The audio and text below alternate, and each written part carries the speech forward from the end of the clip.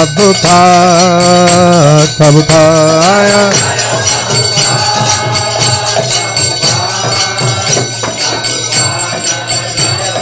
Jaya Jaya Prabhupada, Prabhupada, Prabhupada, Prabhupada.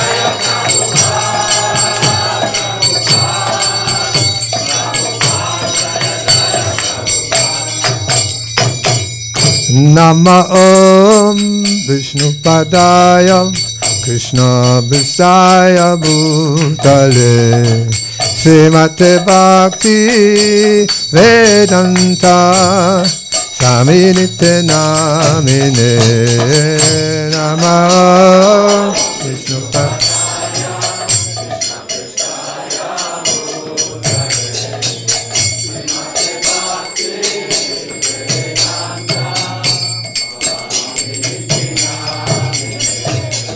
Namaste Saraswati Deve Gauravani Kacharine Nirvishesha Sunnavari Pasyachari Satarine Namaste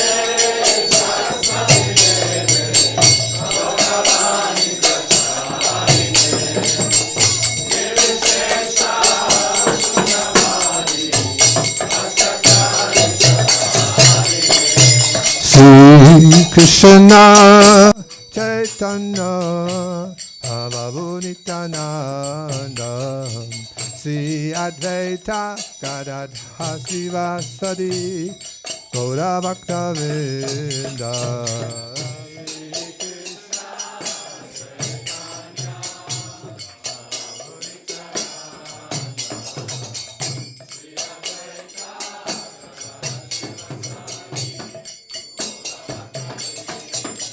Jaya Shri Krishna Chaitanya Prabhu Nityananda Sri Advaita Gadadha Sivasadi Gaura Bhaktavinda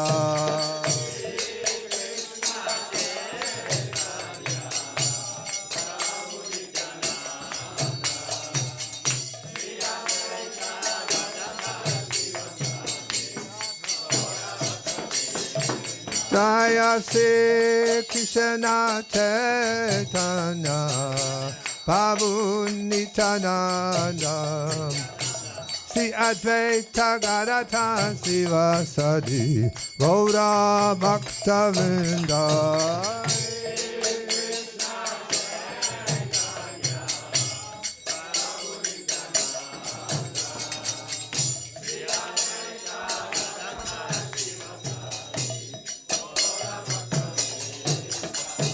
Hare Krishna, Krishna Krishna, Hare Hare, Hare Rama, Rama Rama, Hare Hare.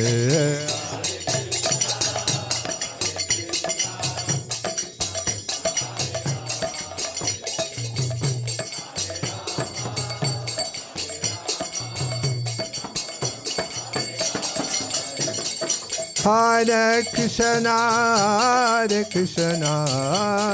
Krishna Krishna, Hare Hare, Hare Rama, Rama Rama, Hare Hare.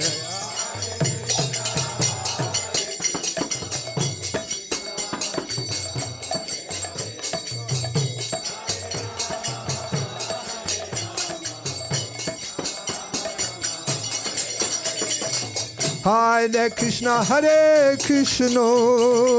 Krishna Krishna, Hare Hare, Hare Rama,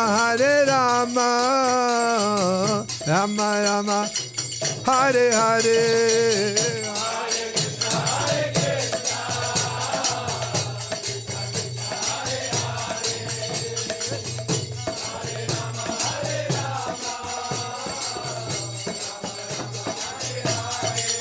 Hare Krishna, Krishna Krishna, Hare Hare, Hare Rama, Hare Rama, Rama Rama, Hare Hare,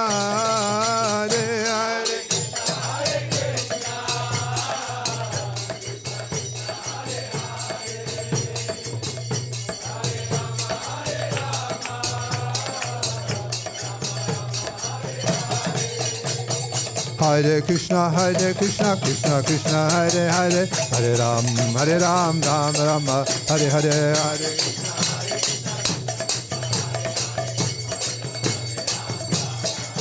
Hare Krishna, Krishna Krishna, Hare Hare, Hare Ram, Ram Ram, Hare Hare, Hare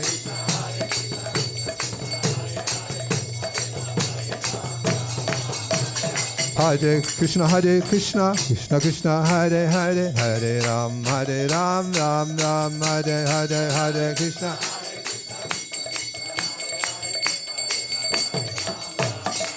Hare Krishna, Krishna Krishna, Hare Hare, Hare Ram, Ram Ram, Hare Hare.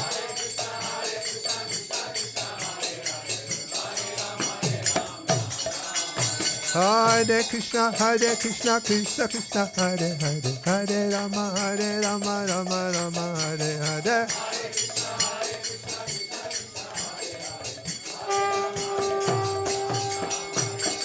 Nitai Gaura Haribol, Haribol, Haribol, Haribol, Nitai.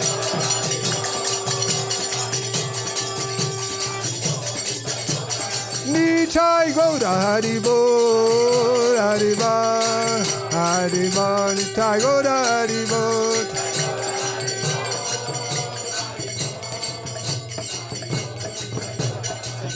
Jaya Jaya Prabhupada, Prabhupada, Prabhupada, Prabhupada.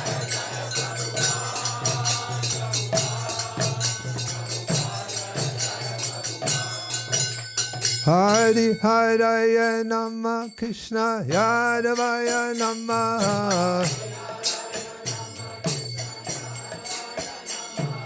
Yadavaya Madhavaya Keshavaya Namaha.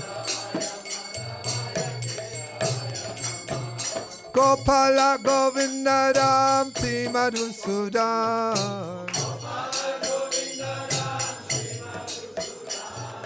Girit Hari Gopinath Madana Maha.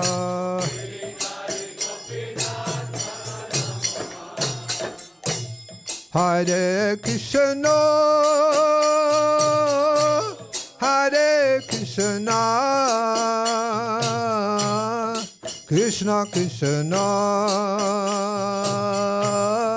Hare Hare, Hare Rama, Hare Rama,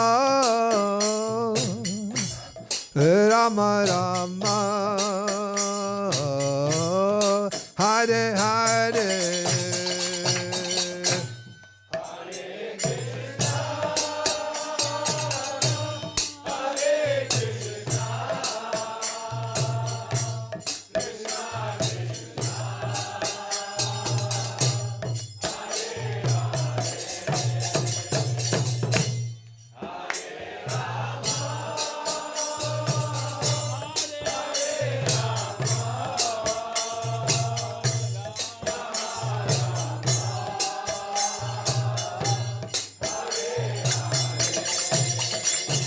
Hare Krishna, Hare Krishna, Krishna Krishna, Hare Hare, Hare Rama, Hare Rama, Rama Rama, Hare Hare,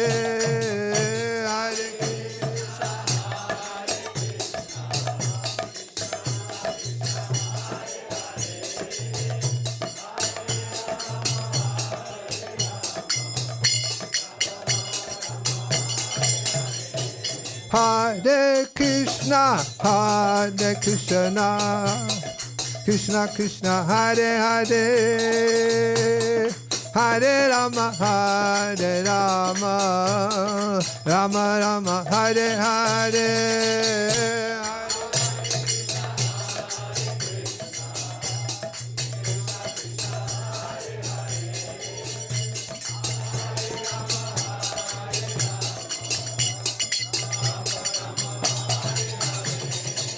Hare Krishna, Hare Krishna, Krishna Krishna, Hare Hare, Hare Rama, Hare Rama, Rama Rama, Hare Hare, Hare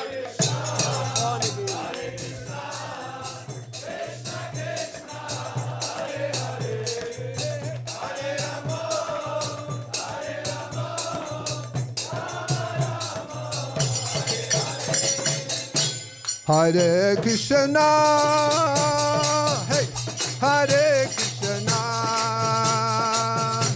Krishna Krishna, Hare Hare, Hare Rama, Hare Rama, Rama Rama, Hare Hare.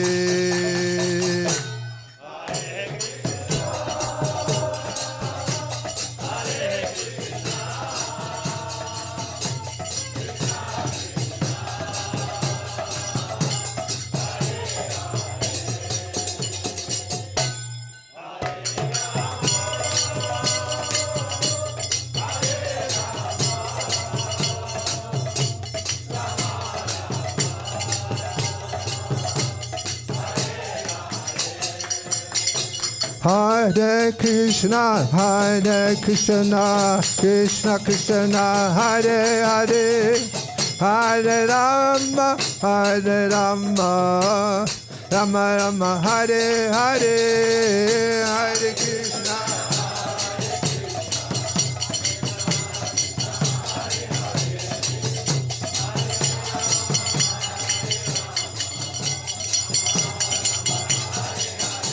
Hare Krishna, Krishna Krishna, Hare Hare, Hare Rama, Rama Rama, Hare Hare.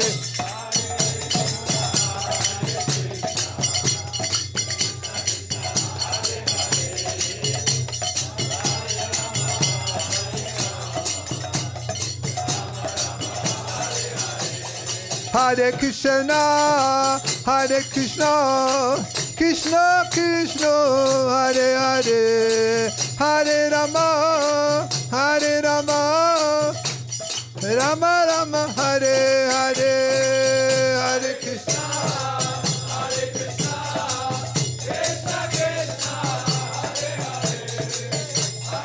Krishna Krishna, Hare Hare, Hare Rama,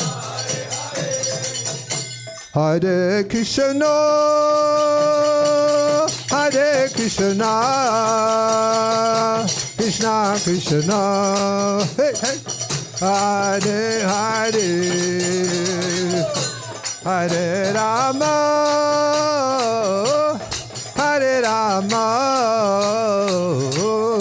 Rama Rama, Hare Hare.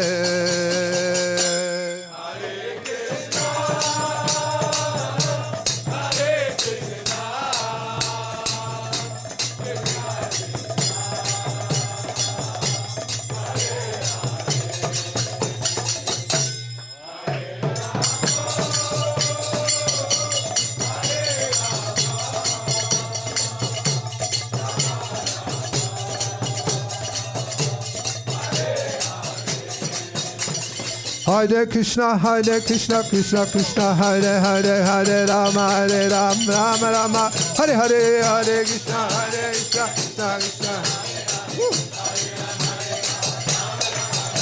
Hare Krishna, Krishna Krishna, Hare Hare, Hare Rama, Rama Rama, Hare Hare,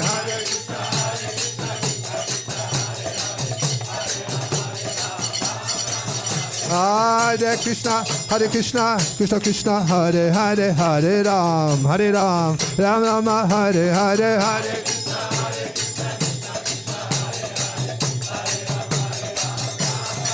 Hare Krishna, Krishna Krishna, Hare Hare, Hare Ram, Ram Rama, Hare Hare, Hare Krishna,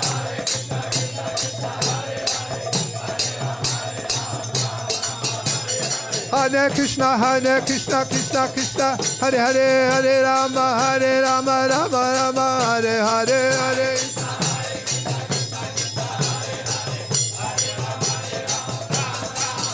Hare Krishna, Krishna Krishna, Hare Hare, Hare Ram, Ram Ram, Hare Hare, Hare Krishna.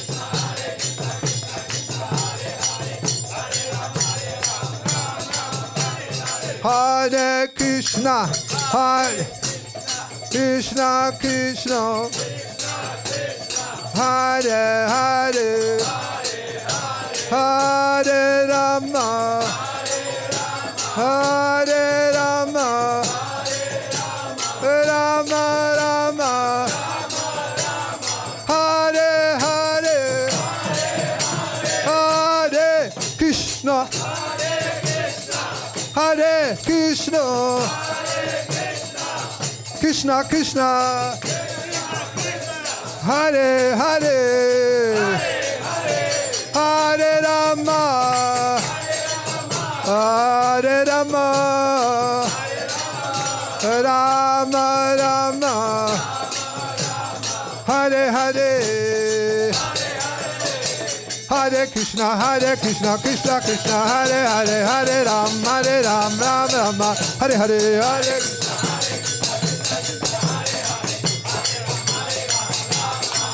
Hare Krishna, Krishna Krishna, Hare Hare, Hare Ram, Ram Ram, Hare Hare, Hare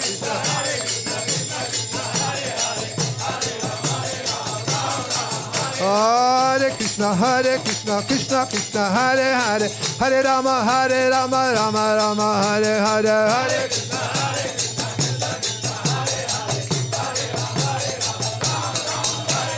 Hare Krishna, Krishna Krishna, Hare Hare, Hare Ram, Ram Ram, Hare Hare, Hare Krishna.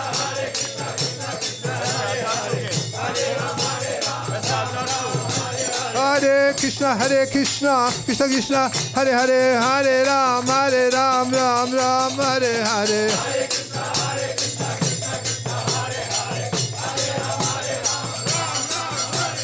Hare Krishna, Hare Krishna, Krishna Krishna, Hare Hare, Hare Rama, Hare Rama,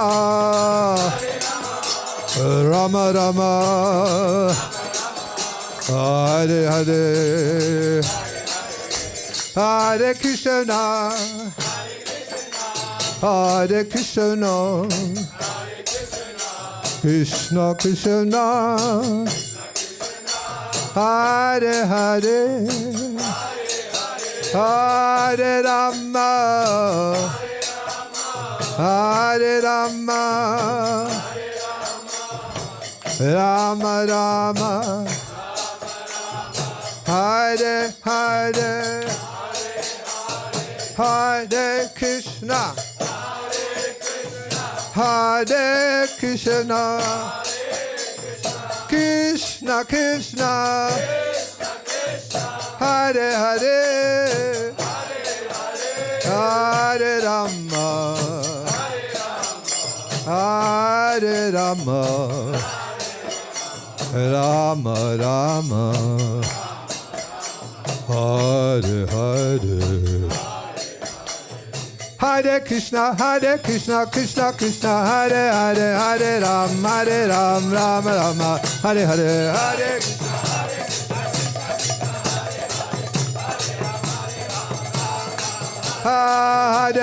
Hare Krishna, Krishna Krishna, Hare Hare, Hare Rama, Rama Rama, Hare Hare, Hare.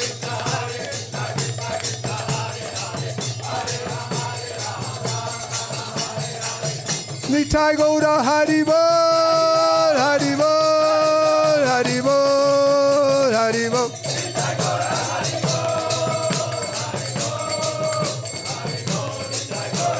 Jaya Jaya Prabhupada, Prabhupada, Prabhupada, Prabhupada.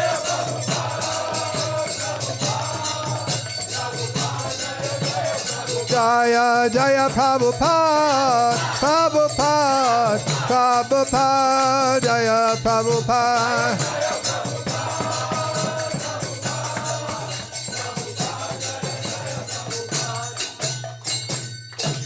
Jai Om Vishnupad Paramahamsa Parivrajacharya Sitesi Simatidandi Goswami Divine Grace A.C. Bhaktivedanta Goswami Srila Prabhupada Ki Ananda Koti Vaishnavinda Ki Namacharya Srila Haridas Thakur Ki Prem Sikho Sri Krishna Chaitanya Prabhu Nityananda Sri Advaita Gadadha Sivas Adigoda Bhaktivinoda Ki Sri Sri Radha Krishna Gopa Gopinath Syama Kunda Radha Kunda Giri Govardhana Ki Jai Vrindavan Dhama Ki Jai Maya Pudama Ki Jai Tulasi Devi Ki Jai Ganga Yamuna Mai Ki Jai Goprimananda Hari Hari Bol Harinam Sankirtan Ki Jai Transcendental Book Distribution Ki Jai.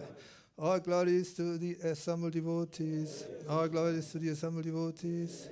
All glories to the assembled devotees.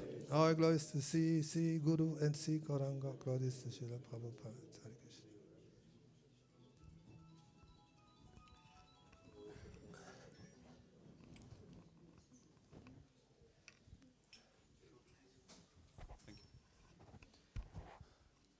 Hare Krishna. Hare Krishna. So we will have Srimad Bhagavatam lecture given by His Grace Prithu Prabhu. Haribo. And just a small technical announcement for those who are eager to do seva or has registered already for seva. We will open the counter at 7:45 until the breakfast. Amrita Gopi Mataji will be here outside sitting on the table with the registration from Ajita Gorangi Mataji, and they will delegate services. So feel free to approach them. Thank you. Shishi Prabhupada Lakshmi Singade Bhagavan Ki Jai.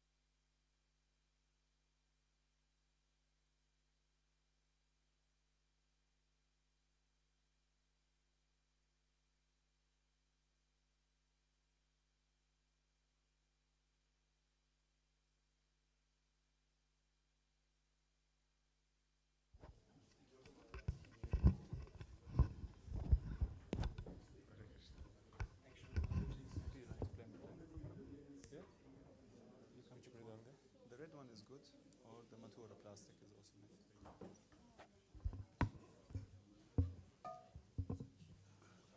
Besondere Wünsche magst du ein Kissen für deine Füße?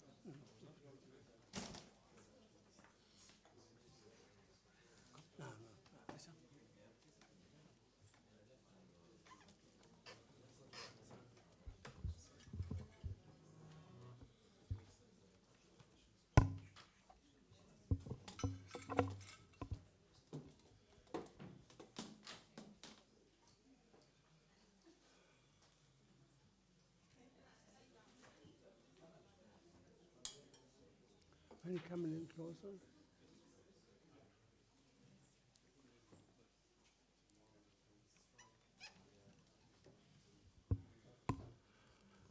Hare Krishna.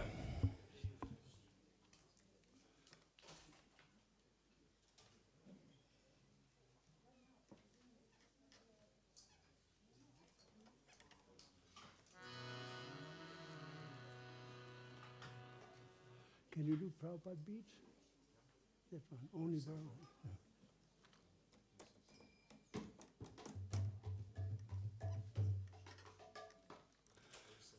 the best. Who plays cartels? Paddles, somebody? Cartels? Kann jemand die Cartels spielen? Can somebody play cartels?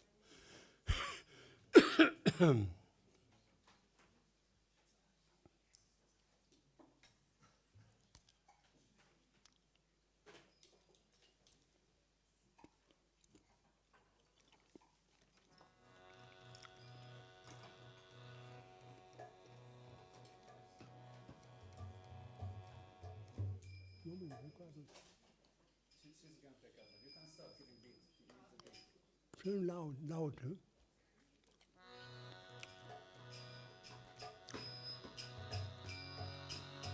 Jai Radha Madhava Kunja Bihari.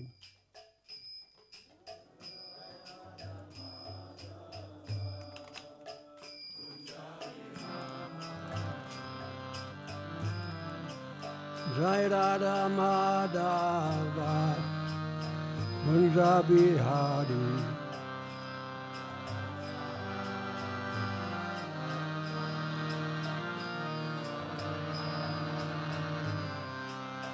Pidana Balaba Girivardhari.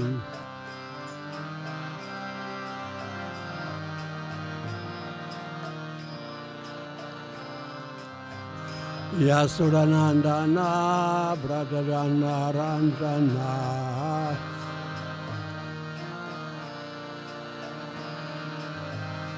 Yamunatira Banasha.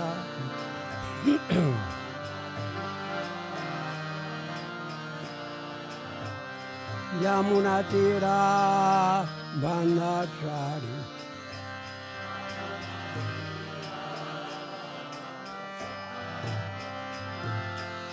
Hare Krishna, Hare Krishna, Krishna Krishna, Hare Hare, Hare Rama, Hare Rama, Rama Rama, Hare Hare, Hare Krishna, Hare Krishna, Krishna Krishna.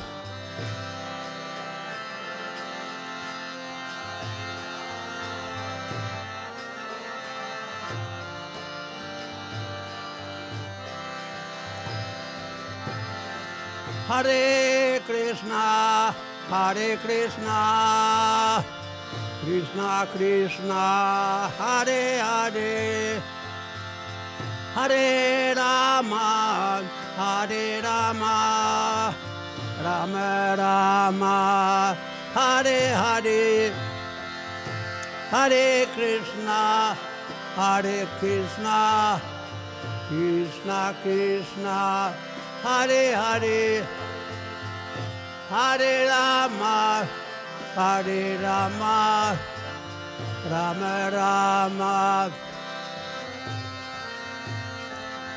Hare Krishna, Hare Krishna, Krishna Krishna, Hare Hare, Hare Rama, Hare Rama, Rama Rama, Hare Hare, Hare Krishna, Hare Krishna, Krishna Krishna, Hare Hare,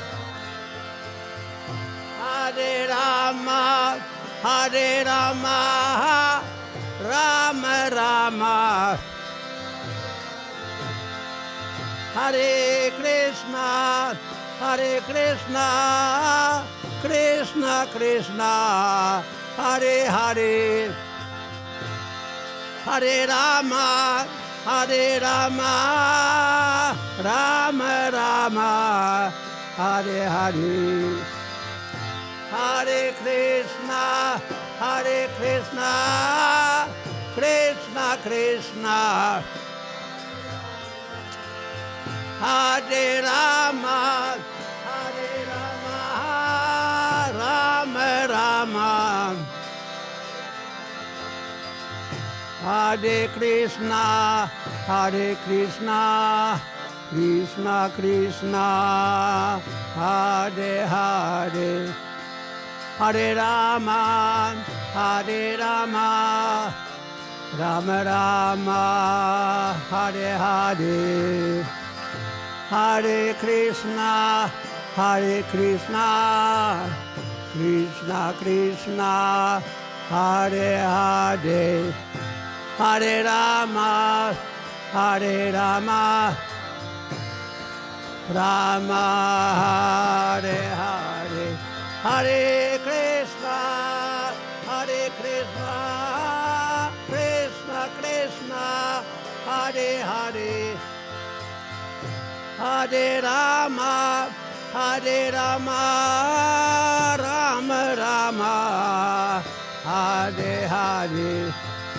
Hare Krishna, Hare Krishna, Krishna Krishna, Hare Hare, Hare Rama, Hare Rama, Rama Rama, Hare Krishna, Hare Krishna, Krishna Krishna, Hare Hare, Hare Rama, Hare Rama, Rama Rama, Hare. 1, 2, 3. Hare Krishna, Hare Krishna.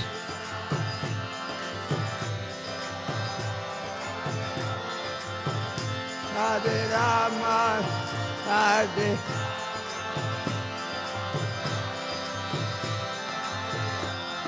Hare Krishna, Hare Krishna, Krishna Krishna, Hare Hare, Hare Rama, Hare Rama, Rama Rama, Hare, Hare Krishna,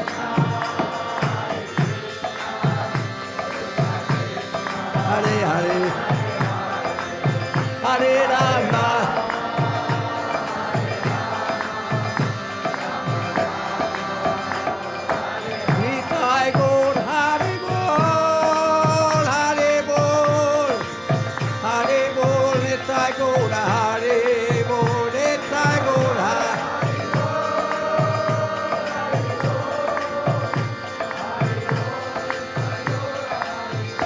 Jai Jaya Prabhupada, Prabhupada, Prabhupada, Jaya Jaya Prabhupada.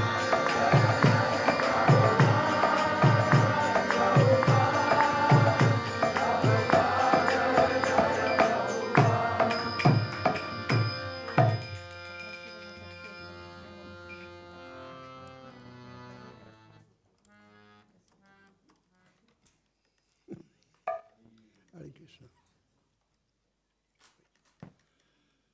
Prithu Prabhu ki So, how do we do this?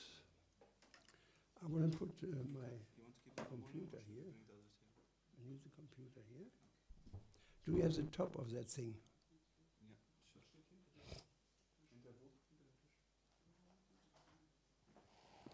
Oh. Yeah, okay.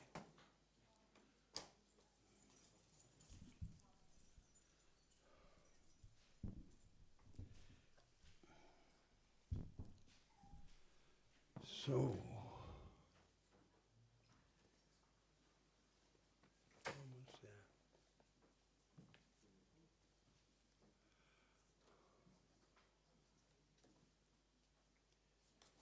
There's the mouse.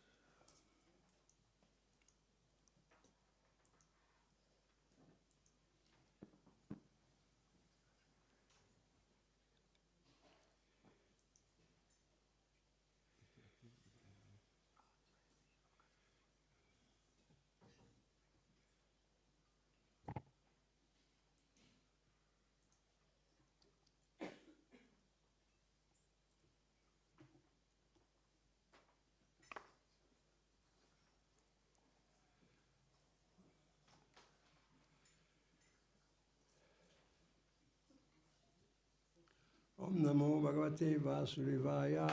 Om Namo Bhagavate Vasudevaya. Om Namo Bhagavate Vasudevaya. Om Namo Bhagavate Vasudevaya. Some water here? Rather hot.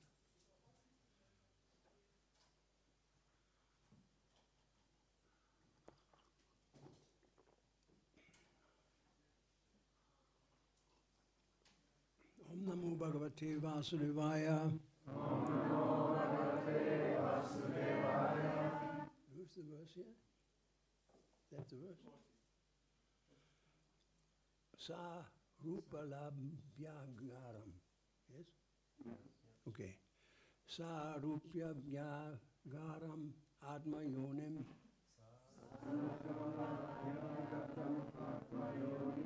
Sura Sure Shair Abhivan Didit Ditan Grihi.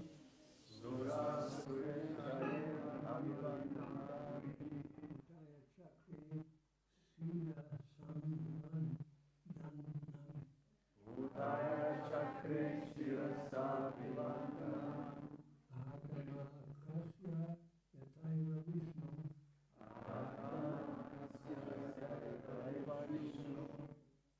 So, I don't want to torture the ears of the demigods, is my Sanskrit tries here.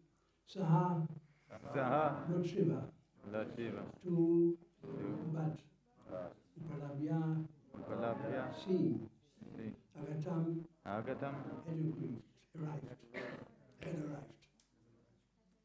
Amayonim, Lord Brahma, Sura Sura Ishaim, by the best of the demigods and demons. Abhivandita, Angri, Abhivandita, Abhivandita, Angri. Whose feet are worshipped. Udaya, standing up, Chakre, great, Shilasa, his head, Abhivandanam, respectful, Atta, Ahattamattaha, Vamanadev, Kasya, of Kashyapa, Yataeva, just as Vishnu. Translation. Lord Shiva's lotus feet were worshipped by both the demons and the demigods, but still in spite of his exalted position, as soon as he saw that Lord Brahma was there among the other demigods, he immediately stood up and offered him respect by bowing down and touching his lotus feet, just as Vamanadeva offered his respectful obeisance to Kashyapa Muni. Prabhu. Kashyapa Muni was in the category of the living entities, but yet a transcendental son, Vamandev, who was an incarnation of Vishnu. Thus, although Lord Vishnu is the Supreme Personality of Godhead, he offered his respect to Kashyapa Muni. Similarly, when Krishna was in his childhood days, he used to offer his respectful obeisance to his mother and father, Nanda and Yashoda. Also, at the battle of Kurukshetra, Lord Krishna touched the morose feet of Yudhishthira, because Yudhishthira was his elder and king. It appears then that the personality of God, Lord Shiva, and other devotees, in spite of their being silver in exalted positions, instructed by practical example how to offer obeisances to the superiors. Lord Shiva offered his respectful obeisances to Brahma, because Brahma was his father, just as Kashyapa Muni was the father of Vamadev. Chakshurmilitamina tasmai Sri Gurave Namaha Sri Chaitanya Manavishtam Sthapitamina Bhutale Swayam Rupagadamaya Dadati Swapadandikam Sri Krishna Chaitanya Prabhu Nityananda Sri Advaita Gadadhar Sri Gaura Bhaktivinoda Hare Krishna Hare Krishna Krishna Hare Rama, Hare Rama, Rama So, this is the Vedic tradition. Sorry, forgive me for the interruption. Just we got the feedback. The messages are kind of very much in the back. So usually during the Well, lectures, when the matatis can go here, just move well, in. either the messages can go here, or usually during the lectures, all the Prabhus are sitting here, so that they can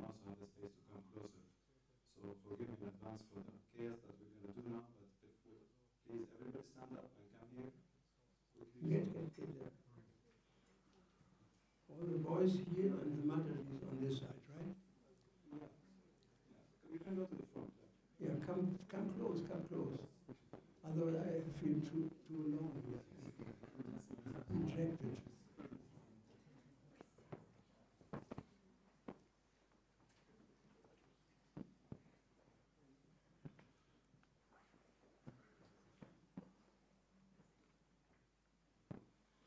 That's much better.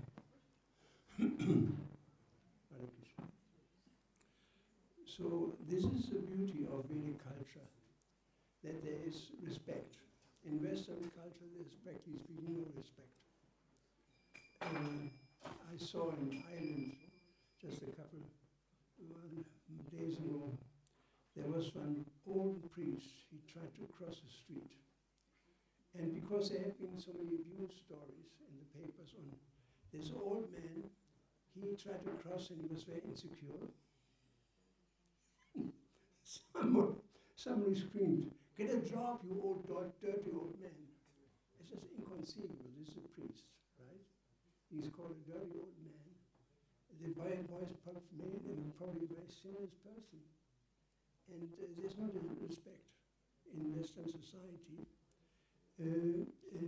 Different than in Vedic society. I mean, you see Krishna, for example, he's God himself, and he goes down in front of Yudhishthira, as we see here, and he would embrace Arjuna because they're in Sakyarasa,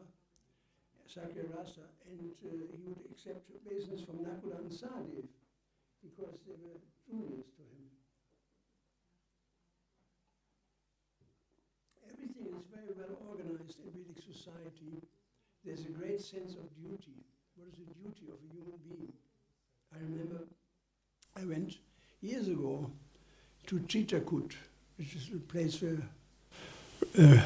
Ram performed his tapasya. He was in band from Ayodhya. And there's a little tributary of Ganga, and there's this big mountain where Lord Ram stayed, and Sita and Lakshman. There's a little tributary of the Ganga there, small, but it's from the Ganga. And so I took my bath in the evening and sat down, and not sat down, I stood in the water and chanted my Gayatri mantra. And there were some boys on the other side of the street. It turned out they were college boys, maybe 18 years old, 20. They came swimming over and said, "How is it possible that you chant Gayatri? You're crazy, you're a foreigner." And so I explained to them that I'm part of Gaudiya Vaishnava tradition. And so one of them said, "My father also is a Gaudiya Vaishnava. Please come with me." So we went there. And it was sensational for the family. And the whole village turned up in no time. The windows had to be opened because people were looking in from outside inside. And we had a great kirtan, and people just loved the whole thing. So then in the coming days, it's a very interesting story. In the coming days, these boys, they drove me on their Honda Hero scooters. I mean, I was praying to Krishna, "Please save me from this." From one place to another, this cave, Ram was in that place. And it was a wonderful experience. They were really into it. So then on the last day, I had to go to the railway station at 5 o'clock or 4 o'clock. No, 5 o'clock, that time.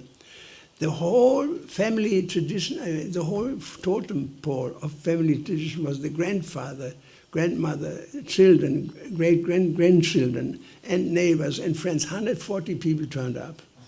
I mean, where do we have this? In India, in Western countries.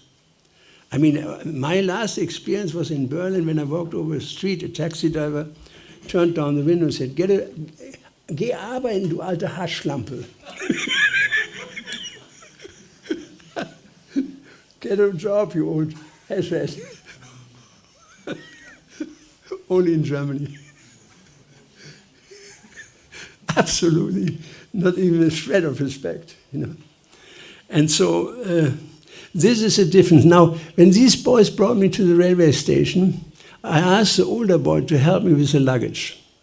And now comes the point why I tell the story. He puts the luggage upstairs. And I said to him, it is amazing how we became in 3 weeks good friends. He said, friends we never can become. He said, because friendship you can give up. I had so many friends in my life. Where are they now? But you are a grandfather. And our relationship to the grandfather we can never give up. That's the difference of culture.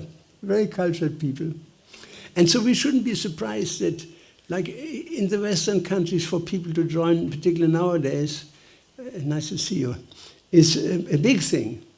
And it's not the same like in the 60s. There's one friend of mine, I used to preach to him 40 years ago in IIT Kanpur. And he was a student, and he told me this last year. He said, I couldn't get it out of my brain, so I joined. And so then he said in the COVID, it was impossible for us to get guests. I couldn't leave the house, the guests couldn't come inside. So we decided to develop a Bhagavad Gita study course, particularly targeted on students. Now comes, after 3 months, you had 10,000 students. 10,000. So now after 3 years, I have 880,000 students taking this course. It's just unbelievable, because people have culture, you know, unbelievable. And Lord Chaitanya said that it's a duty of every Indian to go to Western countries. Believe me, they take that serious, because they become very, very educated people. Prabhupada brought the Vedic culture to the West because in India everybody was a Hindu, and there's no concept of Lord Chaitanya or Harinam or something. You know, they're just worshipping Ganapati, Shiva, and so on. And so when Prabhupada came back, it was sensational in India that there were Western devotees chanting Hare Krishna shaved head in the streets. And so the movement went really from India to America and to Western countries, and it went back to India. And now there is an explosion. I mean, we have just in Delhi 17 temples, big temples, big temples. And easily 2,000, 3,000 people fit inside. Big temple, just in Delhi, 17, you know. And so the movement will come back from the West, from India to the West. And it will be a revolution, because the present society cannot go on. It can't be, it's not sustainable from every point of view. The Western family life is not sustainable. That there has to be a mother, there has to be a father. And father means father, mother means mother. And I come from an actually quite conservative Catholic family, and I've never ever heard, ever. I asked my sisters, I asked my brothers, we were 7. 7 children is like living in Berlin, in the zoo, practically speaking. But there were 2 people residing over the whole thing, and so therefore there was peace in the house. Now in the West, Nancy Reagan said, why not Nancy Reagan, this wife of Clinton, Hillary Clinton, she said, why should I go in the kitchen and take care of children if I can become a lawyer? That's the situation, you know. There's no peace like that in the family. The children don't have role models anymore, how to be a mother, how to be a father. And so what kind of role model they're going to give to their children? As Arjuna says in Bhagavad Gita, when the family tradition is destroyed, the whole society is going to hell, because the family is the ultimate building block of society, of Varnashram Dharma. The ultimate Varnashram Dharma starts with the family. It starts right there. Once this is understood, then everything falls into place automatically. Then people know what their duty. I have a duty this, I'm a duty that. The whole Vedic culture is bound by duty. I mean, I have a PDF file here, if anybody wants it. Krishna speaks 80 times in Bhagavad Gita about duty. The duty, you have your duty to fulfill. Arjuna was sentimental. He was a Kshatriya, and the Kshatriya's business is to protect the law. Just like, for example, And Krishna said to him, when he didn't want to fight because of sentimental attachment to his family members, which is understandable, Krishna says, how can these impurities come upon you? They do not behave a man who knows the higher values of life, who knows duty. As an example, say somebody is a policeman and he sees his uncle breaks into a shop. Actually, by the law, he has to arrest his uncle. If he doesn't, and the superintendent finds out, he said, why, how come these impurities come upon you? You know the value of your position. You have to act. So that was a position why Krishna was so angry, because he didn't want to fulfill his duty. And in the end, Krishna says, whatever you tell me, I do. What is my duty? Now, it starts right with the first sentence. If you read that chapter 7, now I'm confused about my duty and have lost my composure because of miserable weakness. In this condition, I'm asking you to tell me for certain what's the best for you. Now my disciple and soul to learn unto you. Please instruct me. And then then he talks about the unavoidable discharge of duty. The religious duty, the prescribed duty. He talks about prescribed duty, although everybody has prescribed duty. It's not that we don't have a duty. In the Western people, they're like kids on LSD, running around with any kind of duty, any sense of duty. There's a sense of a duty for everybody. There's no sense of duty for. You should get this. I mean, I can have this given to somebody and publish this. If you read just prescribed duty for God's satisfaction, he says, perform your duty. And it goes on and on. This is not just about the Kurukshetra battle, it's about you and me, because everybody has his Kurukshetra. It's a fact. You know, if you may be in the university and study, that's your Kurukshetra right there. So that you can do something for Krishna, that you can like these students. I went to this Ujjain temple.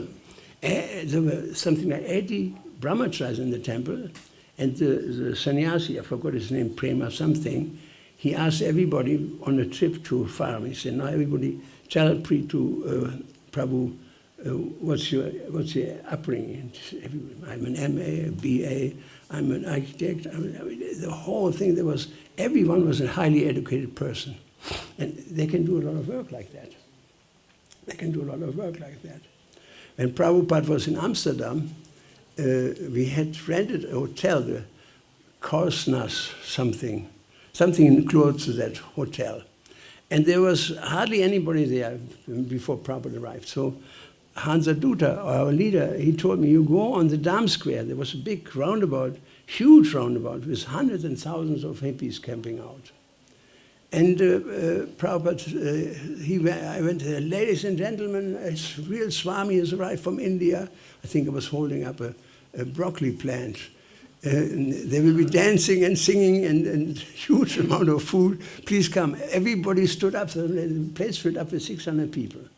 And there everybody was with long hair, no hair, this type of hair, green hair, blue hair, bottomless, topless. I mean, the whole Pretoria of the 60s was there.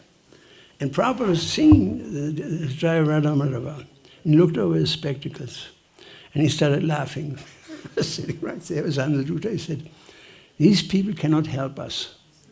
He said, just give them prasadam, have kirtan, I'm going. And he got up. You know, he left.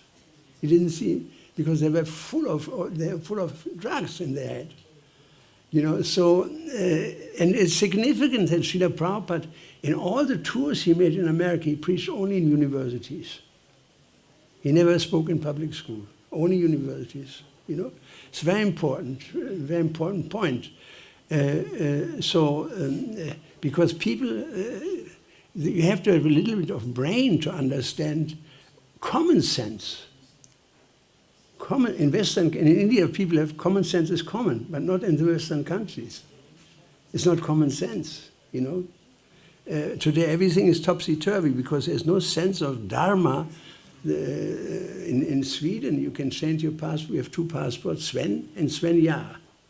And one day you can use the Svenja passport and dress up as a girl, and tomorrow you're Sven and dress up in blue jeans and etc. I mean, society is going crazy.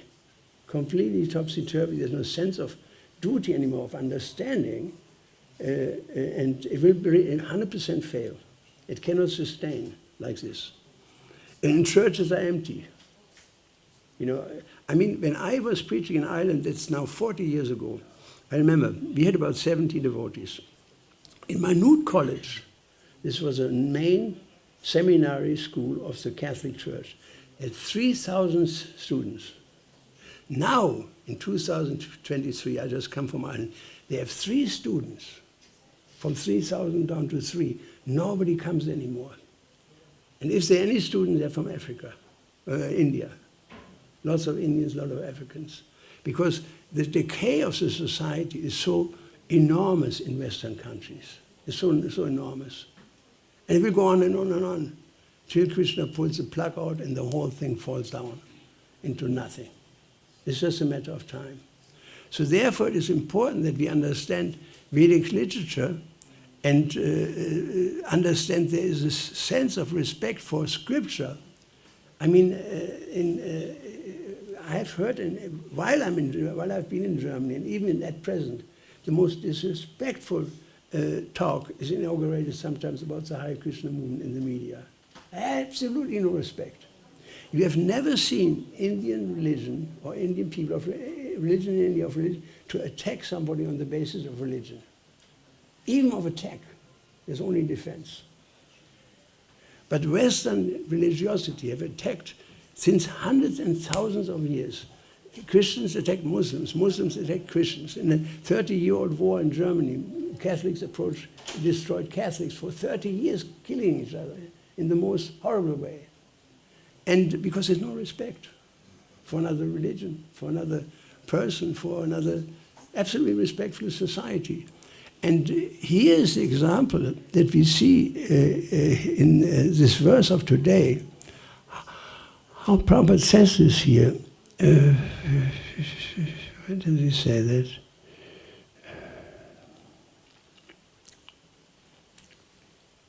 He says in this verse that we should take an example of that. We should become cultured.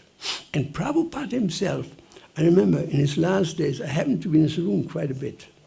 And so at one time I was sitting right beside a crowd of devotees. And so one of his godbrother came and he spoke English. I forgot who it was. And he said, Swami, and Babu, he said, I think Babu, he was Bengali, Babu. He said, you have done wonderful. You preach all over the world. You have done so much service. And Prabhupada said, no. He said, I just did my duty. D-U-T-Y, he said, duty. Because he was a man of duty. The duty of a living entity is to serve God. That's our duty, because we are parts of it. Duty of the finger is to scratch the head, or to poke the nose, or whatever. You know, the duty of the part is to serve the whole. It's not optional. Devotional service is not optional at all, like people think. Well, that's just for some hotheads who practice devotional life. It's not optional. It's actually mandatory. Mandatory. For everyone, because our eternal condition is to be soul and servant of God. Jivera Swarupahaya Nitya Krishna Das, you know, that we are eternal servants of God. That's our duty. And if we do that, take our position as such, we become completely successful in our life. And you can see this with Prabhupada. I mean, Prabhupada, he acted just on the basis of duty. I will read to you something that I collected years ago. And Prabhupada was asked by one of his disciples, what if people do not want to hear about Krishna consciousness? It's a very nice question. And so Prabhupada said, Pradumna asked this question, what if people do not want to hear our message? Prabhupada said that people may not understand our message, but Krishna will be pleased. And that is our mission. So important. It's not important what the public thinks. It's important what Krishna thinks. That is our mission. He says, they thought Jesus' mission was stopped. They killed him, but his mission was attained. He preached 3 years only, but so many followers. He pleased Krishna.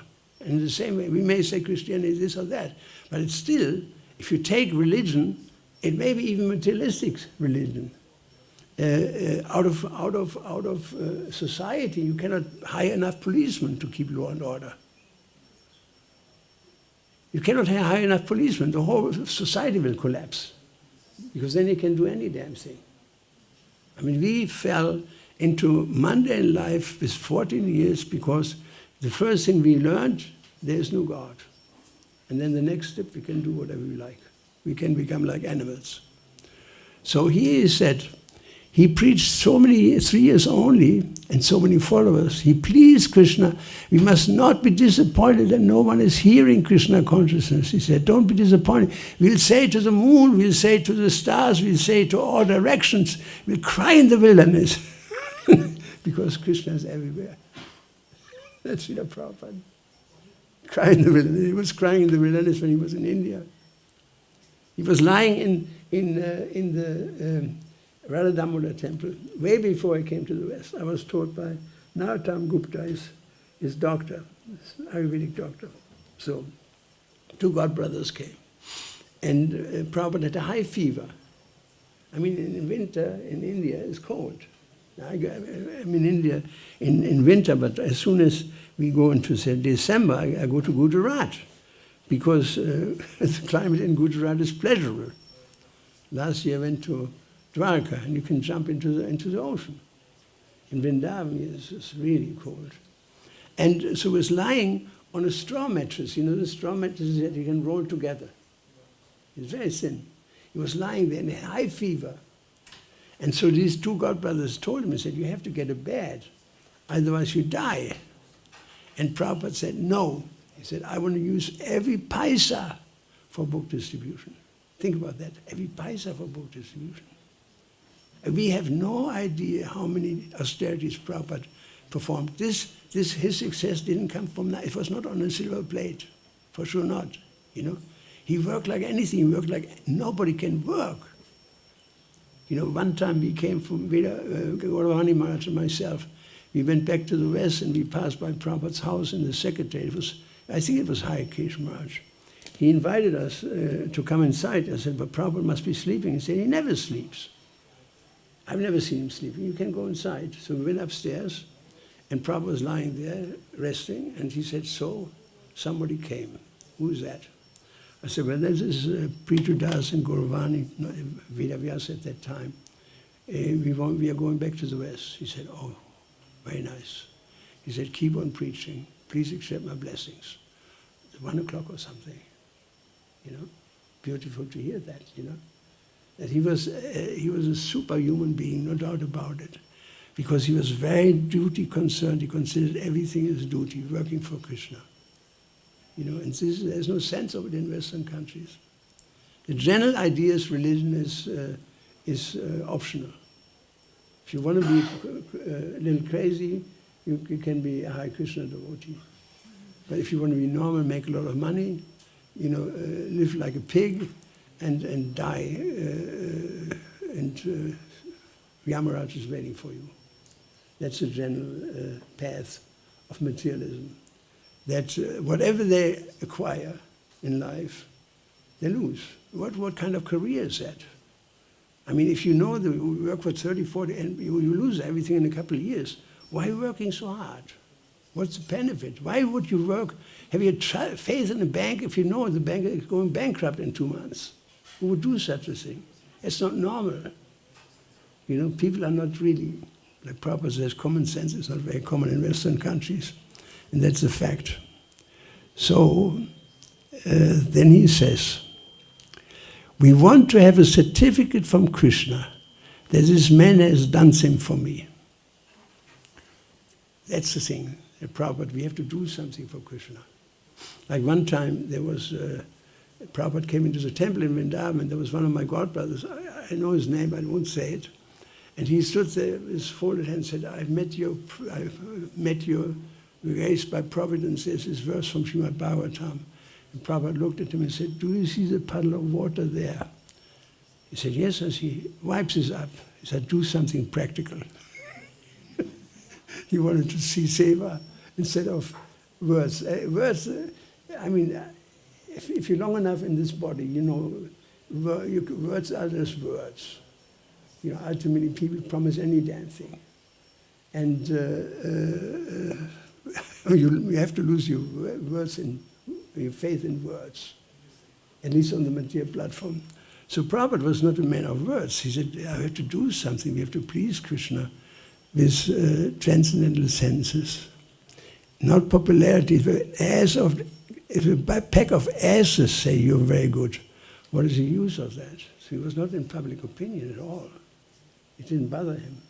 When we had this initiation ceremony, sannyasa initiation ceremony of Akhunanda Swami in Amsterdam.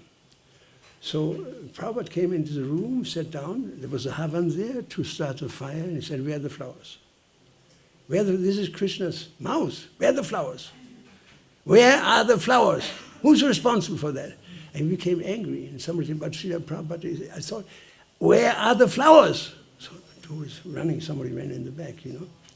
And Prabhupada said, I don't like that. This is Krishna. And somebody said, Prabhupada, the television. He said, I don't care for the television. I care that Krishna. Can you imagine? He became angry for Krishna.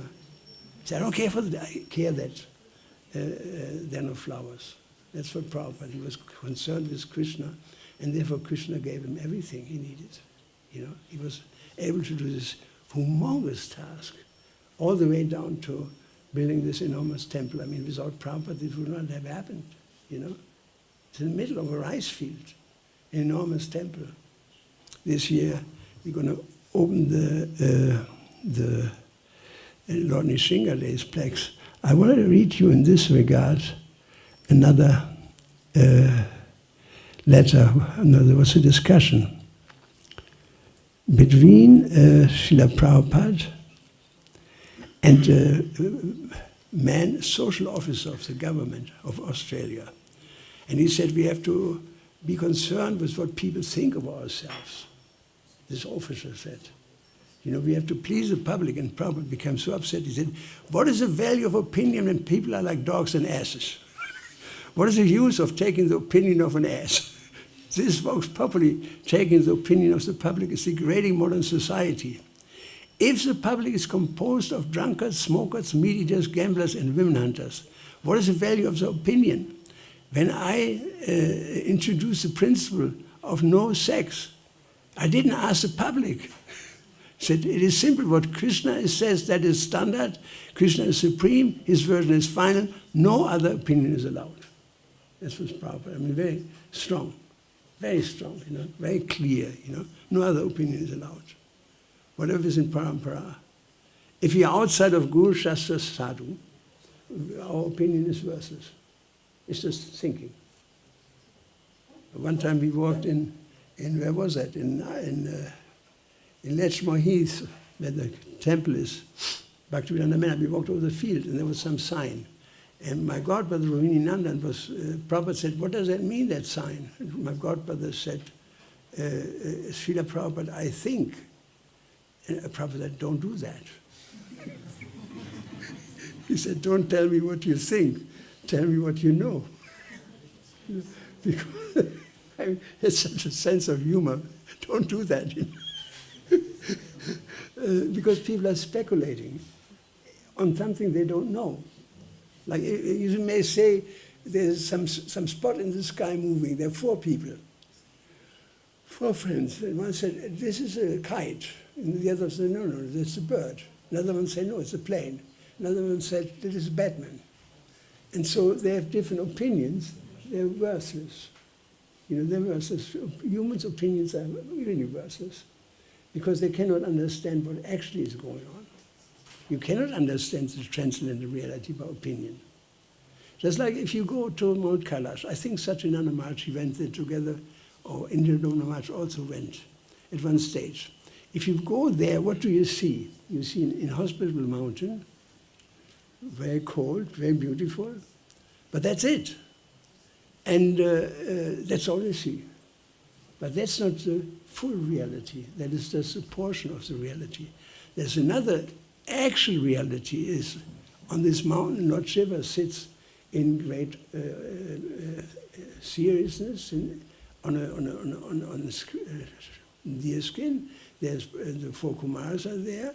There are all kinds of sages are there. There are beautiful rivers and mountains and elephants, and it's the celestial atmosphere that is actually existing right there, under a banyan tree 800 miles wide and 800. That is a reality, but we don't have access to that. That's the point. Like if you bring a dog in this room, he has no access to what we're speaking here in Bhagavatam class. He doesn't. A mouse. If you put a mouse here, he will look where the trees here. So he will try to find some trees here, because his access to reality is very limited. So our access to reality is limited. Krishna is controlling everyone, including our access to reality.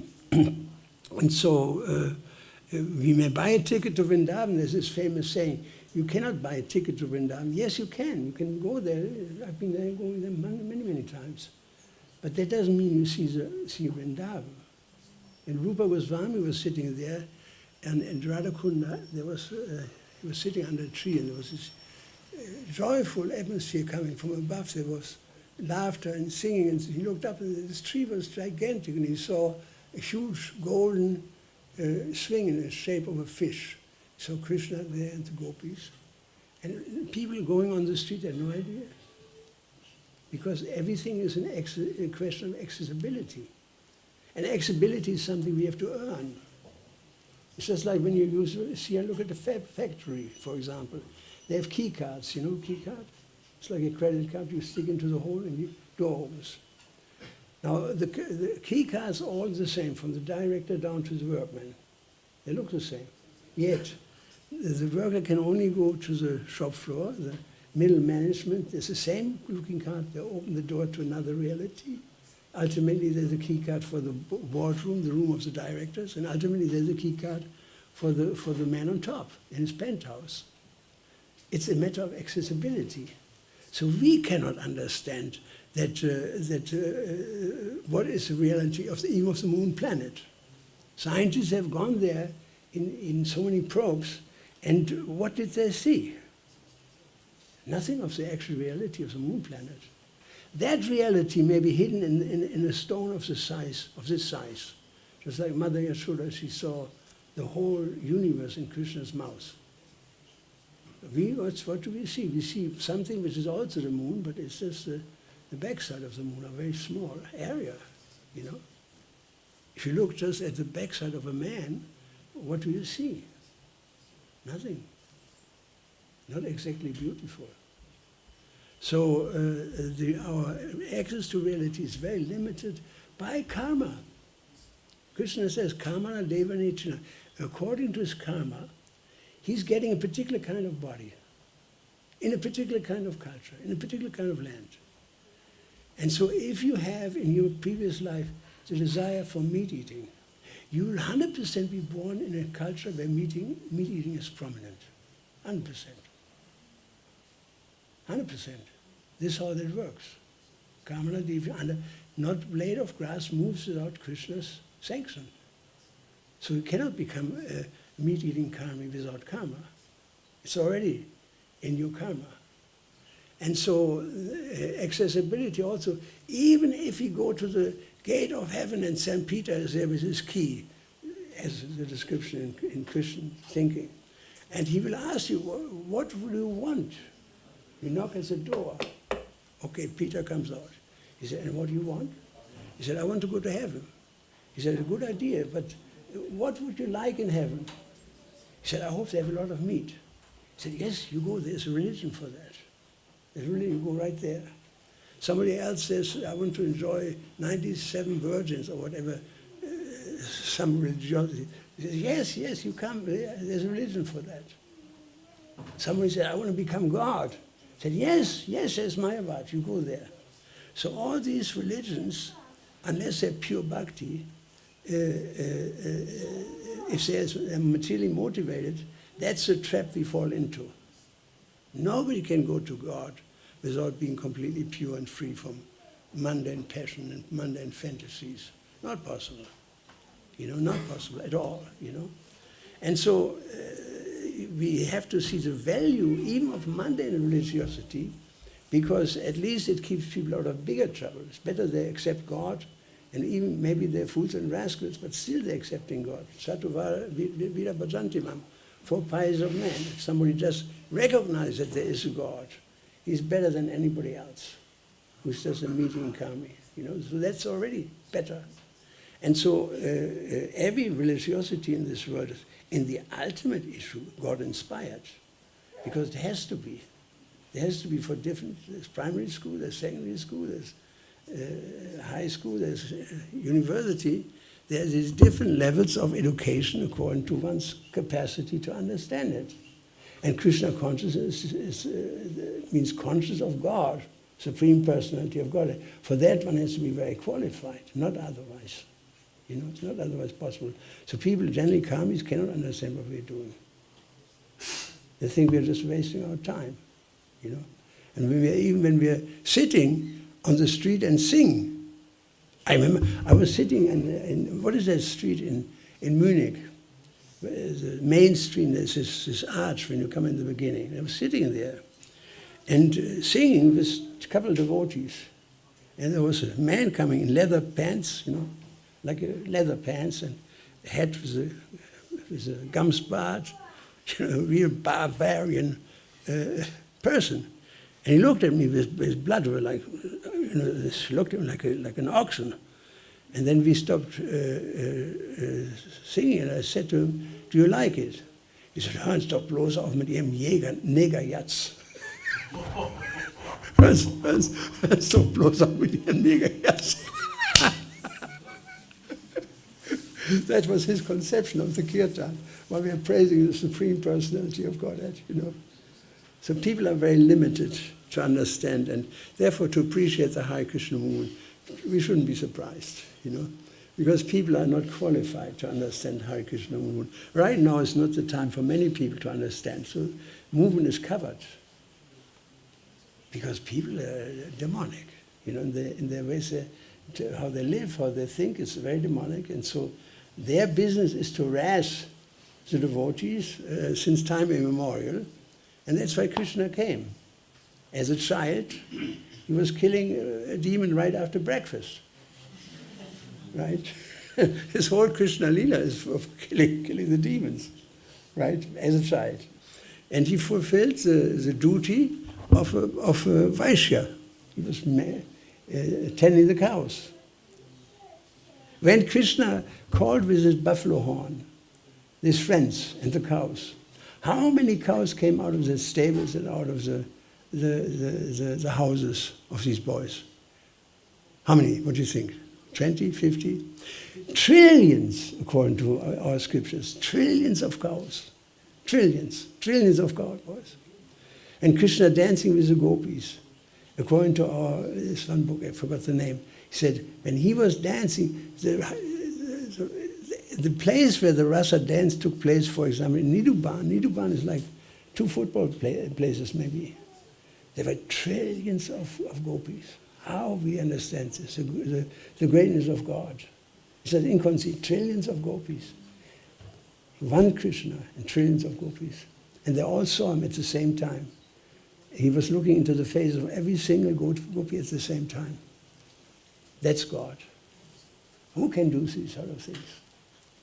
It's just, you can go on and on describing the glories of Krishna. Then he became a Kshatriya later, because he came for this purpose. Paretranam sarvanam vinashaduskitam. Vinashaduskitam, to punish the demons. Then he became a Kshatriya, because there were still demons left. He killed some of them, but there's still a lot of demons left. So he arranged for the battle of Kurukshetra. And asked Arjuna, you do it. It's my desire, get rid of these guys. And he did. He did. He was so empowered by Krishna. Later, when after Krishna left the planet, Arjuna was arrested by some coward boys. He didn't have any Shakti anymore. So he was empowered by Krishna, just like Prabhupada was empowered by Krishna. Many people tried to spread Krishna consciousness, but Prabhupada was supremely successful, even among his god brothers. He was empowered by Krishna. That's the thing. So in this verse, it's some very clear understanding how even Lord Shiva bows down in front of Brahma. And if you ask the common people, would you bow down in front of everybody? Never. I was in Africa last year, and I spoke to some boys in the temple. And there was one boy, he was my servant, and I asked him, did you see your mother last time? He said, half a year ago. I said, you should go. He said, what should I do? He said, you just hug her, lift her up, and says, Mother, I love you. He said, I can't do this to my mother. She's my mother. You know, you see, even they have, in the jungle of Africa, they have higher ethics than people in the so-called advanced Western countries. He told me his father's keeping 40 cows. He never kills a cow. Because that cows are holy.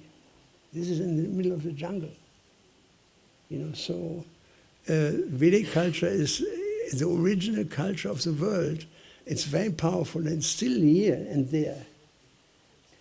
And so if you go to India, there may be here all this Western propaganda to downgrade India is simply based on envy. Western culture has been of India in the terms of envy since the beginning. Trillions of people have been killed due to envy. So it's a supreme culture, it's the culture of man, it's Krishna's culture. Ata pumbir dvija shesta varnashrama vibhagasha svanushritasya dharmasya samsidya haritoshanam. Varnashram dharma system is to please Krishna. It's the highest culture. And so we should understand, each and every one of us, what is my duty? As a man, as a woman, as this or that. It's very difficult for a man to fulfill his duty when the wife is the terrorist. It's impossible. It's impossible. I mean, a Vedic wife, when she wants a sari, this is a demonstration.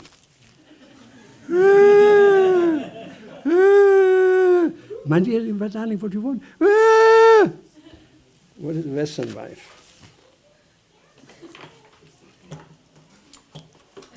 I count up to 3. Give me a sorry. You know, that's the difference between culture and unculture. And consequently, people are not happy. Men are not happy. Men running away from marriages by the tons, and vice versa. Huh?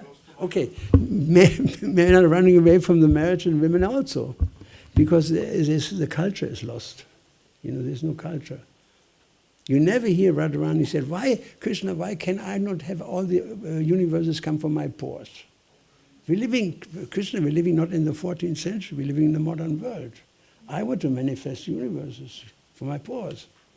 I want to stand on the battlefield. So, whole Vedic culture, you study the life of the Devas even, they're very cultured and very clear about this. There's no confusion about this, who is who, and what everybody's duty is.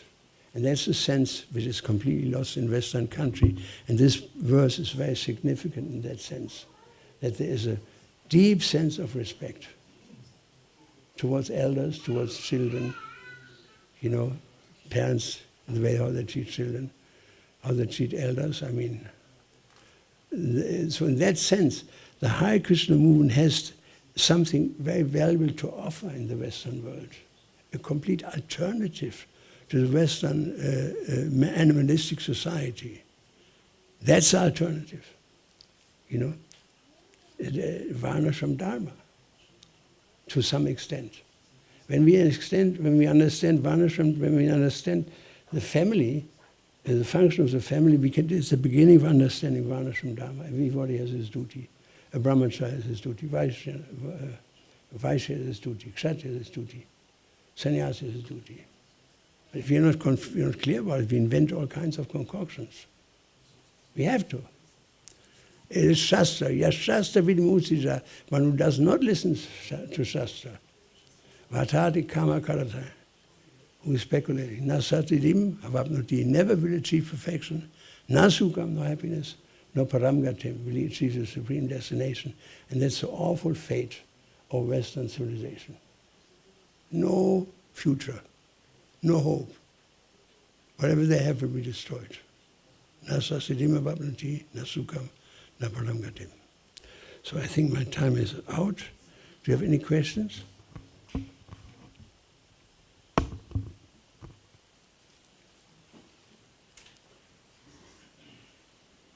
Yeah. Akila?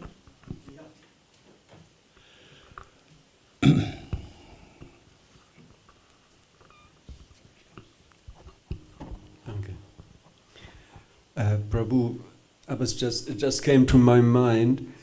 You talked about India. The West was envious of India. Columbus, he looked for a how you say, seaway to India because it was the richest country of the world at that time. But now India has reputation of being poor and people starving. I'm sure you know a lot about this, if you could say something about that. Yeah, I mean, the thing is that India was run by kings, up to recent. And Prabhupada said the cities were so organized, Calcutta, for example, that elephants would spray the streets with rose water. And you could, everything was impeccably cleaned. Then democracy came. And then people don't know how to live anymore, because before the king is there. If not, you get into trouble with the king. Then democracy brought now does whatever he wants. But there's hope. You can see now the balance is tipping towards the narrow phase, towards a new phase. And you can see that even the previous Prime Minister, Vajpayee, he spoke so wonderfully about ISKCON at the inauguration of the Delhi temple. I was actually there, I saw that. The present Prime Minister also is so appreciative. Now it's not a problem to get your visa. I went to the Indian embassy in Munich to get an X2 visa to stay for 5 years and extendable. I don't have to even leave India. It took me 20 minutes to get that. To get a tourist visa was a drag, you know, before. Not anymore. Times are changing.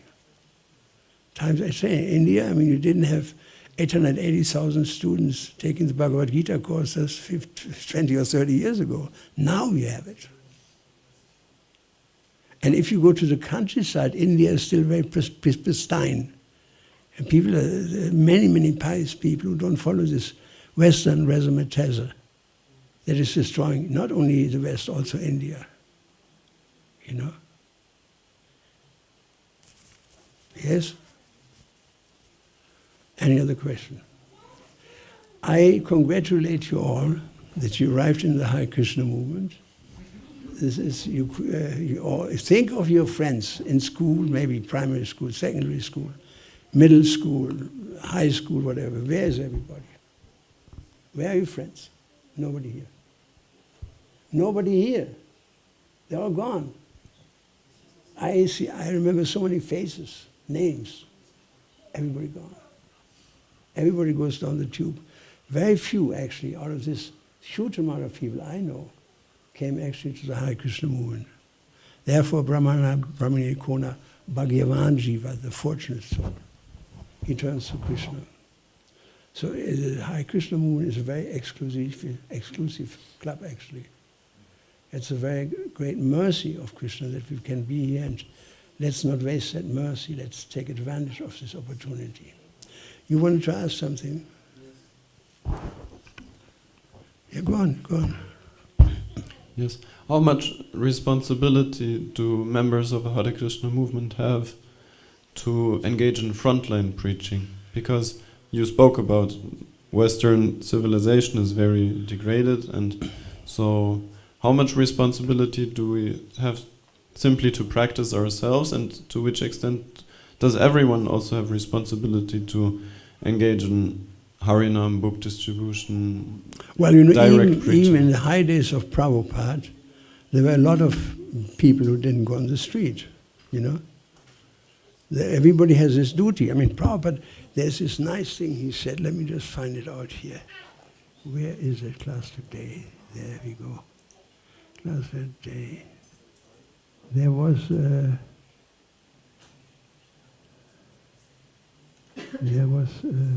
girl who was not minding her daughter. The daughter was screaming. And Prabhupada asked her to come and said, why don't you take care of my child, of your child? And she said, but Prabhupada, I have so much service to do. And Prabhupada said, child worship is better than deity worship. Because there is a child, you have your duty. You must take care of the child, number one. You know, so not everybody went out. I don't think that people, even Janani said he was on the street to sell books. So an army needs is running because of many different types of people. On the front are the young people. I mean, if I would go now to the German army and said, I want to join the army, or I go to the Indian army, they say, Baba, you go to Vrindavan, you just chant. You know, this is not for you, this is for young people.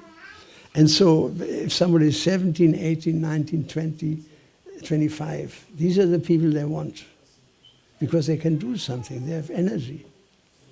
Then they become officers and sit in an office where they become admirals and sit on the computer. You know, so everybody has his duty. The Hare Krishna movement needs many different kind of people. Like we have in Ireland, the gardener who is taking care of the cows. The guy is standing 64 rounds every day, without fail.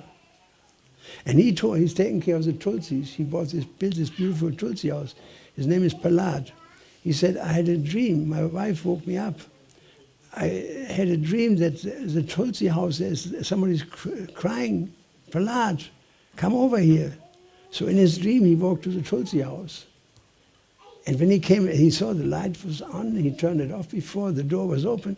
When he came, he said, the first tulsi grabbed him, embraced him with thousands of branches, and said, thank you very much, Prahlad. You take care of us so nicely. And he started crying. His wife woke him up. Prahlad, why are you crying? Why are you crying? He said, I had this wonderful dream. You know, it's beautiful. You know? So he's a gardener. I've never seen him distribute a book. You need many people according to capacity and talent to engage everybody. You know? I mean, why are our farms not prosperous? Because you cannot expect a hippie boy or a guy in the city boy to milk cows. He will say to the temple president, I will milk the cows from now on every single day. 1 week later, he's gone. Because you need people who are coming from that background. If you put a farmer's boy there, he will milk for the rest of his life. They know the land, they know how to work. You know, you put a university student, he doesn't know what he's doing. You give him some work, intellectual work, solving a problem, he will do 1, 2, 3. So everybody has a different nature, and we have to be engaged according to our nature. Then we will be happy. And even householders, Prabhupada said, there are 3 things in life. You have to do what you actually like to do. You have to do a service that you actually like to do, you know. You have to live as people that you like to live. And you have to be in a place that you want to be. He said, if these 3 things are there, you have a relatively happy life in the material world, you know. So we all have different likings, and we should use our likings. Maybe in the beginning, when people come to the army, everybody does the same thing.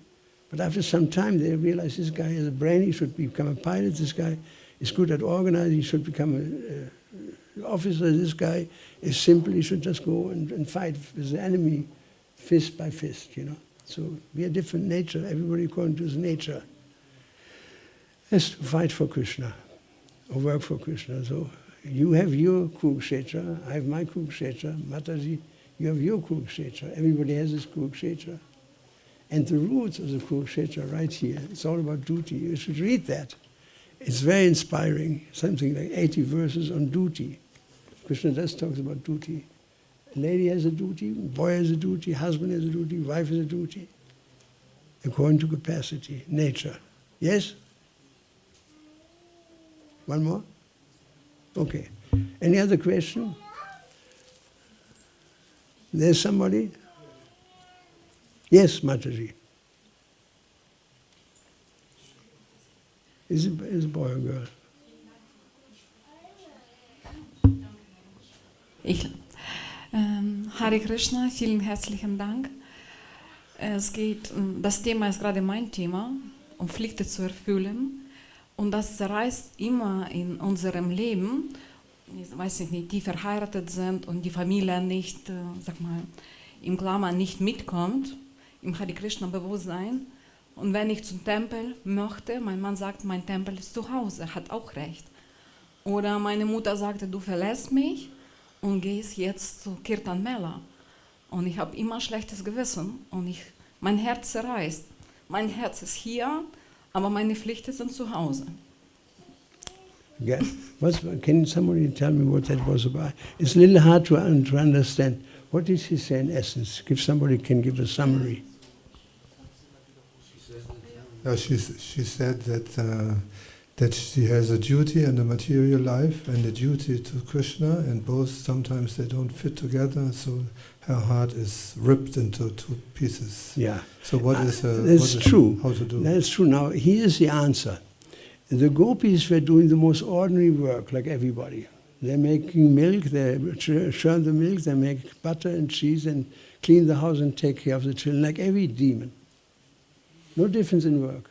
But their mind was always fixed in Krishna consciousness, that I do this for Krishna, I do that for Krishna. Now I'm cleaning the house for Krishna. Now I take a shower for Krishna. Now I study for Krishna. Now I work in the garden for Krishna. So we have to do in what consciousness we do things. The gopis' consciousness was Krishna conscious. The same activity in Krishna consciousness. So we don't have to live in two worlds. That on one side we have our duty. I mean, let me give you an example. Before I came to the movement, I was a student and I had to work in my holidays, and I worked in Hamburg, somewhere, I don't know where it was anymore, but so I had to work in the holidays on a building site. And I read this book, I was not in the movement yet, I read this book on Karma Yoga, Jnana Yoga, Bhakti Yoga. And in Karma Yoga, the person explained, I think it was a Mayavadi guru, he explained that whatever you do, as Krishna said, Yat Karoshi, Yat Asnasi, whatever you do for me. So I put this is a real experience. I put every stone into the wheelbarrow, and I was thinking of God. I didn't know anything about Krishna. And all day I was thinking about God like this, and I was in heaven. And the worker said, how can you smile all the time? He said, I love this work. How can you love this work? We hate this work. What's your secret? I said, I can't tell you that, because they wouldn't be able to understand that or appreciate that. You know, even the Bible says, don't throw pearls before swine. They will trample it and destroy it, you know. So any activity can be done in a Krishna conscious state, and then you don't have to live in two worlds, live in one world. Even while doing this materially, so-called material existence or activity, you are absorbed in Krishna. Yat Kodoshi, Yat Asnasi, Yat Yuroshi, Yat Asi, whatever you do, whatever you eat, you offer to me. You know? So it's beautiful that we can chant Krishna's holy name. We can chant Nitya Gauranga very easily to chant names of Lord Nityananda, while we're doing this type of work and that type of work. In this way, we spiritualize our work, whatever work that may be. Mataji, is that all right?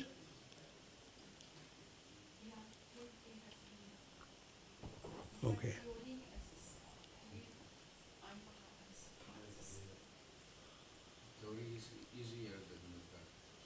Huh? The theory is easier than praxis. Yeah. That's nice. Even in Christian religion, Saint Benedict says, our work has to be our prayer, and our prayer has to be our work. That's the idea. It's called contemplation. They call it contemplation. While we're doing this, while doing that, we remember, I do this for Krishna, I do that for Krishna, I do this, that. I distribute books for Krishna. Everybody according to his nature, to his duty, to his age also, you know. I thank you very much. Nice to be here after a long time. There was a time we were just standing on the street, two people of us in Heidelberg, Sivananda and myself, and distributing books, and we were attacked like anything by the Christians all the time. I remember there was one Christian, I said to him, you don't even know how God looks. It was in Heidelberg. And I said, yes, I do. He said, show me. And I opened the Bhagavatam, and it happened to be a picture of the horse incarnation of Krishna. But I agree with it. That's God. I mean, he ran for his life. I'm sure he's telling for the rest of his life, the Hare Krishnas are worshipping a horse.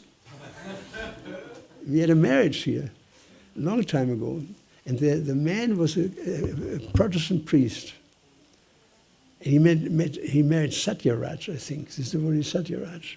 And he came, I knew he's a priest, so I talked about it. It's the common denominator in all religion, etc., love of God, etc. And so then after that he said, now that I heard you, I can understand. I'm a little less apprehensive because I was very much worried if I can, as a Christian priest, sit in a pagan temple. But now I feel more pacified. I can see the common threads between your religion and our religion. He said, I have only one question. He said, come with me. He went to him. He said, are you worshipping a cat? I said, that's not a cat, that's Krishna. And I explained to him that Krishna takes any form whatever necessary, in this case to protect Prahlad. Srila Prabhupada ki jai, Srila Prabhupada ki jai, Srila Prabhupada ki jai. Go Premananda. Thank you very much.